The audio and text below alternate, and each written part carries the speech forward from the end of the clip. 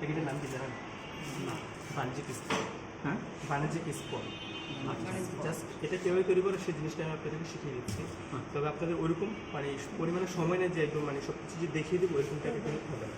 Normally আপনার ভালো একটা ধারণা পাবেন এগুলো থেকে। আমরা এই প্যাকেটটা যে তৈরি করব সেই রেসিপিটা বা যে উপকরণটা সেটা আমি আপনাদেরকে বলতেছি। 100 প্যাকেটের যে উপকরণটা সেটা বলতেছি, আপনি ইচ্ছে নোট করে নিতে পারেন খুব দ্রুত, ঠিক আছে? আপনার কথাটা এভাবে লেখেন যে 100 স্পুন প্যাকেটের রেশিও প্রতিটি প্যাকেটের ওয়েট হাফ কেজি। স্পুন প্যাকেটের রেশিও হ্যাঁ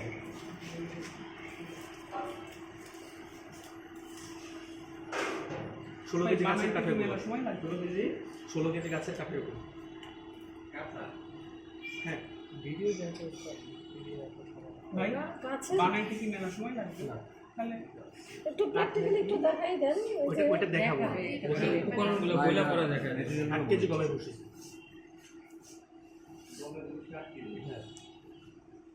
একটাই বানাতে গমের ভুসি 100 প্যাকেটের জন্য। তারপর হচ্ছে 1 থেকে 2 কেজি ধানের পুষ্পা ধানের খড়। হ্যাঁ পুরুষ অথবা খাও 100 গ্রাম ক্যালসিয়াম কার্বনেট চুন। ক্যালসিয়াম চুন। আচ্ছা এটাকে বাংলায় বলে দলচুন, যদি ইংলিশ যদি লিখতে চান লিখে রাখতে পারেন CaCO3। চুন আচ্ছা পানি হবে 22 থেকে 25 কেজি। পাথরের চুন দলচুন দলচুন 100 গ্রাম, দলচুনটা 100 গ্রাম। আচ্ছা যে উপকরণটা বলছে এটা যদি টোটাল যোগ করে দেখেন দেখবেন এখানে 50 কেজি 100 গ্রাম আছে, ঠিক আছে? এখন এই 50 কেজির যদি আমরা অর্ধেক যদি করি তাহলে 100 প্যাকেট আসে হাফ কেজি করে। কথা বুঝছেন আমার? হ্যাঁ, জাস্ট আমি দেখানোর জন্য একটা প্যাকেট তৈরি করে দেখেন।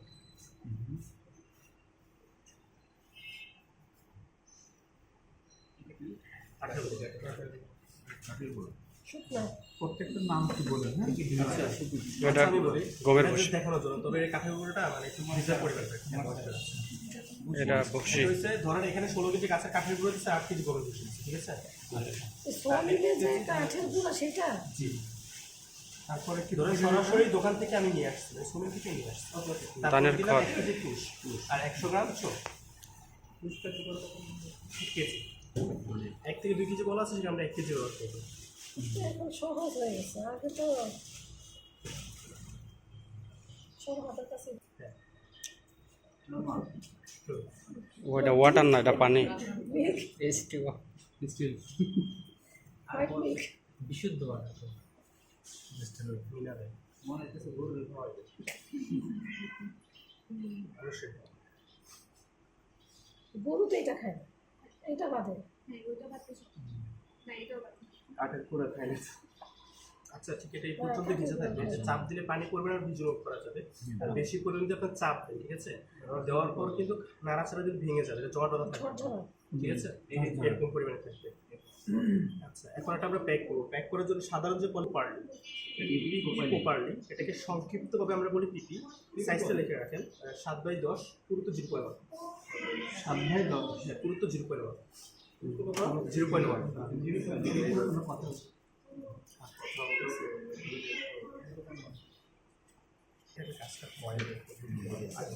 এগুলো দিয়ে শুকিয়ে দিতে হবে। সহজ তো, তাহলে মাশরুম রেখে একে কাজ করবে।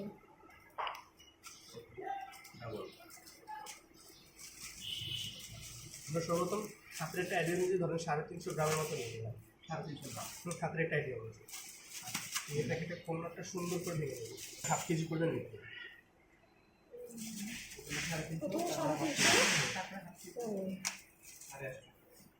তারপরে না টোটালি হাত 850 কিলোমিটারের সব কিছু মিলে যোগ করলে 500 গ্রাম হতে পারবে। কুচি দেখছেন?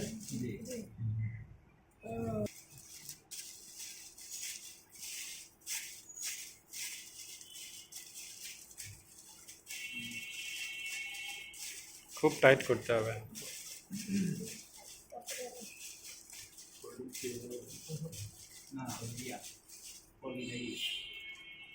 এটা রাবার দিয়ে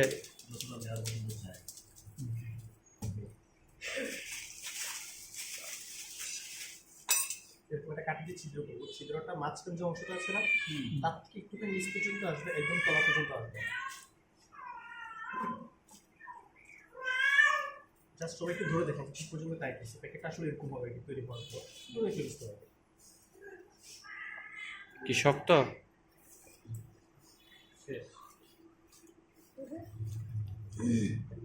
হ্যাঁ ধরে দেখো। খাওয়া যাবে না? এটা কি খাওয়া আছে? আর ওটার মানে আন্দাজটা না, দিছি। প্রফেশনাল আছে না, একটু করতে চাই তাহলে একটু বেশি করে খরচটা বেশি পড়ে। ড্রামে আপনি খুব অল্প খরচে করতে পারবেন। আমি আপনাদেরকে ড্রাম যেটা সেটা একটু দেখিয়ে দিচ্ছি। ড্রামে যদি করতে তাহলে কিছু পরিমাণ তুলো, ভাত।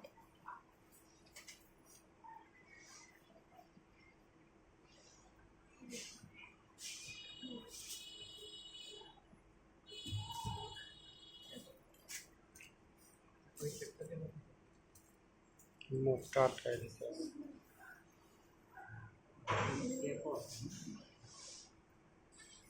আমাদের পিছনে একটা ড্রাম আছে, এই ড্রামটার ভিতরে আমরা মাছটা ব্যবহার করি। এটা কাঠেরও নিতে পারেন বা লোহারও নিতে পারেন, সমস্যা নাই। তবে এটা উচ্চতে নিতে হবে 6 ইঞ্চি পরিমাণ।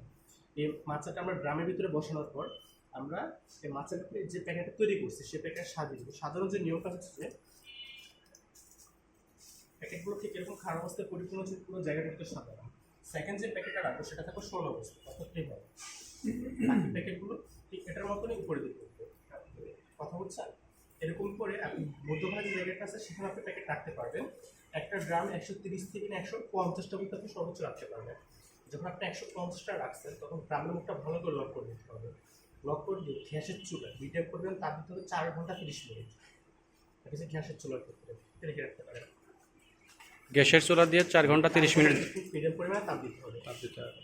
আর আমরা যখন মাছটা দিয়েছি, ঠিক আছে, এখানে কিন্তু পানি ব্যবহার করছি 5 ইঞ্চি পরিমাণ, ঠিক এ পর্যন্ত। এই ফ্যানটা দেওয়া যায় না? লাঠির চুলা কিন্তু একটু ভিন্ন, কারণ লাঠির ক্ষেত্রে সবসময় পরিমাণ তাপমাত্রা কম, কখনো কম বা কখনো বেশি পড়ে। আমার পক্ষে যতটুকু সম্ভব ততটুকু আমি মিডিয়াম পরিমাণ রাখার ট্রাই করি। মিডিয়াম পরিমাণটা রেখে যে সময় থেকে ড্রামের সাইড থেকে সাদা জলীয় অংশটা বের হচ্ছে ওই সময়টা ধরে 4 ঘন্টা করে, ঠিক আছে। তো লাঠি কিন্তু একটু দেখে, কারণ হচ্ছে কয়েকটা লাঠি যদি আমরা ব্যবহার করি, করার পর দেখা যাচ্ছে অনেক সময় অনেকগুলো পয়লা মানে হয় আর কি, অনেক জ্বলন্ত অবস্থা থাকে, তখন দেখা যাচ্ছে আমার একটা করে লাঠি দিলেও কিন্তু চলে। জিনিসটা একটু খেয়াল করে কাজটা করতে হবে।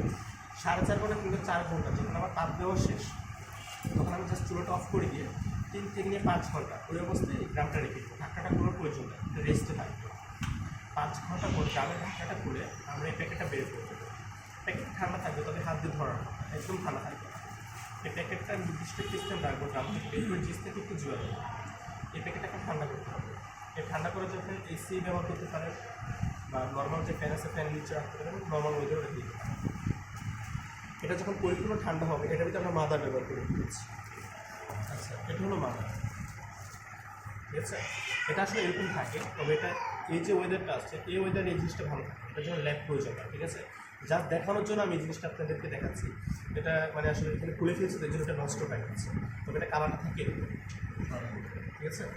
আচ্ছা, এই ক্যাপটা তখন খুলে ফেলবো। ক্যাপটা দ্বিতীয় প্যাকেট যখন তৈরি করবো সেক্ষেত্রে এটা ব্যবহার করবো, কোনো কাজ নেই।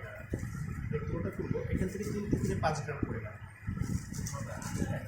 আর যখন আমরা এখানে মাদারটা ব্যবহার করবো, এখানে খোলামেলা পরিবেশ না দিয়ে ছোটো একটা কাঁচা বক্স তৈরি করে ওটার ভিতরে রেখে দিব, যেটা সরাসরি যে বাতাসটা আছে বাইরের সেই বাতাসটা যেন প্যাকেটে গায়ে না হয়।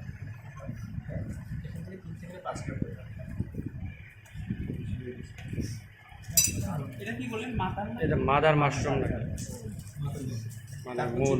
আছে সেই ফুলটা আমরা এখানে দিয়ে দিলাম, কারণ এই পুরোটা প্যাকেটের সাথে 4.5 মধ্যে স্টিক আছে, এটা কিন্তু জোর হয়েছে।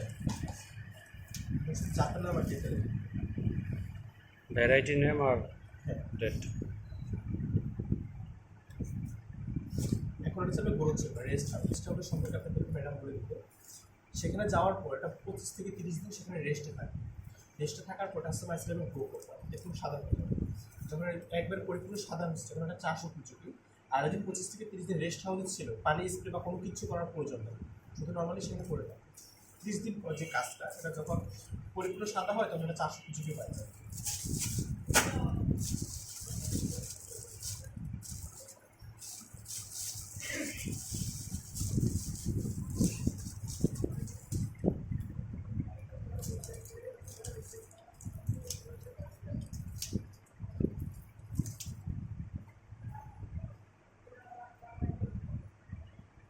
মাঝখান থেকে ঠিক আছে না? কেটে ধরে ঠিক প্যাকেটে কাটে পুরো হচ্ছে ডিআরটি কেটে দিতে হবে। হালকা করে চেষ্টা করবে যেন সাদা জিনিসটা যে আসতে করে সেই জিনিসটা সরে যাবে যেখানে গর্ত যাবে না। একদম হালকা দুই পাশে এখন আর কোনো কাজ নেই, শুধু নিয়মভাবে পানি স্প্রে করবো। যখন আমরা পানিটা স্প্রে করবো সরাসরি কাটে স্প্রে দেবো না, পানিটা স্প্রে করবো প্যাকেটে কাট।